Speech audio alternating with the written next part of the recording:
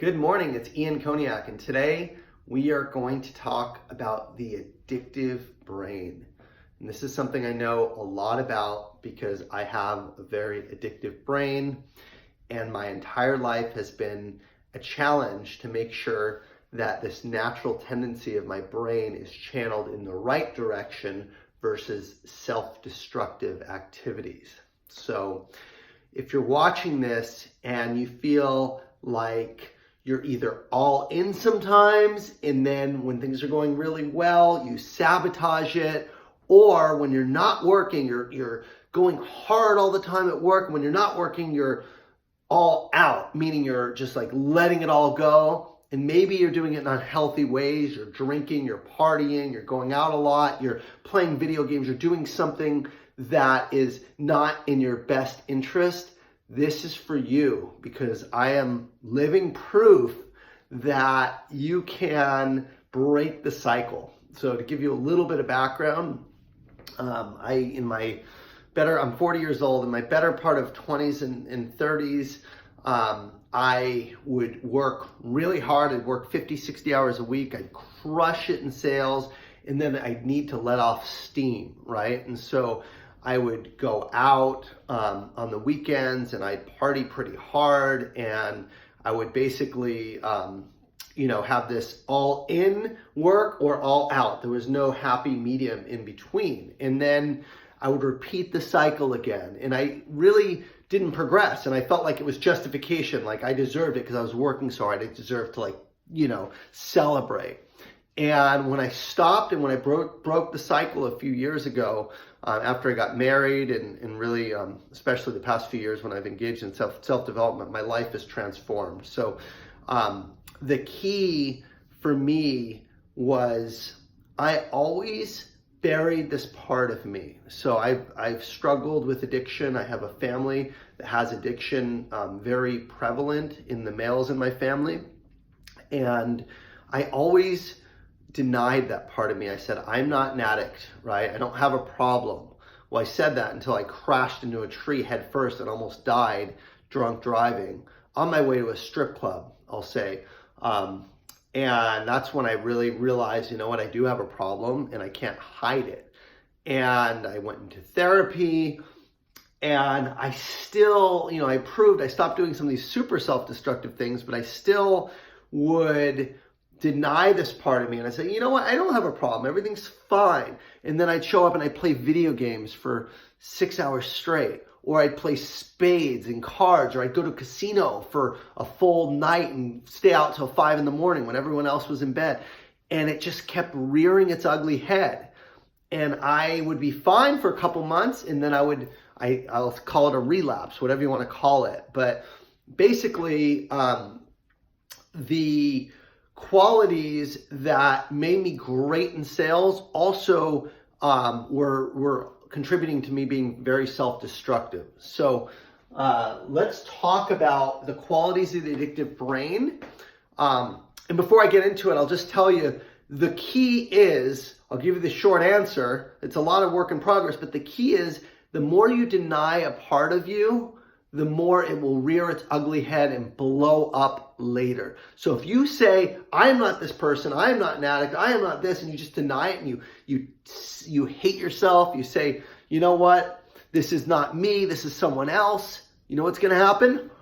Boom! It's gonna explode bigger than it was before, because it is you, and you can't deny it. You can't deny that part of you, or it's gonna come back, because that's a part of you. The brain is very complex, and it's all the same person. You can't say, this isn't me, this is someone else, it's just my dark side or whatever. No, that's bullshit.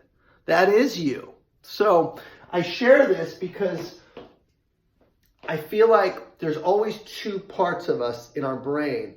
There's the faith, there's the goodness, there's the love, there's the service, and then there's this other part of hunger and ego and gluttony and overindulgence. And that's really amplified when you have an addictive brain, and it goes out really, really big, right? So without further ado, let's talk about the addictive brain. So it's a brain where you're either all in or sometimes all out. But whatever you do, you go really, really hard. And there's a lot of positives to this and there's a lot of negatives to this brain. The positive is addictive brain folks are generally very driven. They can get really obsessed with what they're doing, whether if it's work, it's obsessed with being the very best at their job. It could be obsessed with a hobby they're taking on. It could be obsessed with love, relationships. We are super passionate, super obsessive, and we get something on our mind and we get fixated on it, right? It's a positive addiction in some cases. Exercise can be a great example. We seek variety, excitement, stimulation, high energy, and certainly we can be very direct, right? Because no time for BS. We're straight to the point. We're not thinking about, like, it's a very fast kind of brain. We're not thinking about like the impact of what we say. Sometimes we can be unfiltered, which can be a very good thing in sales. Now, negatives is we can be extremely impulsive. We can be restless, impatient, self-destructive, which I talked about, and sometimes disengaged, right? We're not like patient and present. We're just all over the place. It's kind of a combination of addict, but almost a little ADD at the same time. So if you can relate to this in any way, I can tell you the number one piece of advice I give you is to love this part of you. If your addictions are coming in negative ways, that's just because they're being repressed. Your natural states are being repressed. So if you're exploding and doing self-destructive behavior like I was for such a long time, it's because you're denying part of you or the natural tendency of your brain is not being fed. I'll give you an example, right? We are risk takers a lot of times in the addictive brain. And if we're not taking any risks, if everything's very predictable, if there's not a lot of variety, right? We're going to do something that's a little bit of extreme, a little bit of danger, a little bit of, who cares, right? It's going to come out because that part's being repressed. So how do you take some risks? Well, maybe do something fun, a little adventurous, a little risky. So maybe it's doing an extreme sport, doing something like surfing, or I went rappelling when I was in Maui down a waterfall. It doesn't need to be dangerous, but something that kind of gives you that variety, that adrenaline, that excitement, so it doesn't come out in these self-destructive ways. Other things you can do is you can take on new activities, you can take on new hobbies to give you that kind of sense of variety. Another thing is, basically the parts of you that come out that need that, like, if it's self-destructive, it's probably because, again, you're sabotaging good things that come your way. So rather than self-sabotaging, celebrate along the way, right? The addictive brain, if you're going all in and you're not actually celebrating and enjoying life day to day, then when you get to that goal, you're going to be disappointed. You're going to feel like it wasn't worth it because you're chasing something. You're chasing an outcome.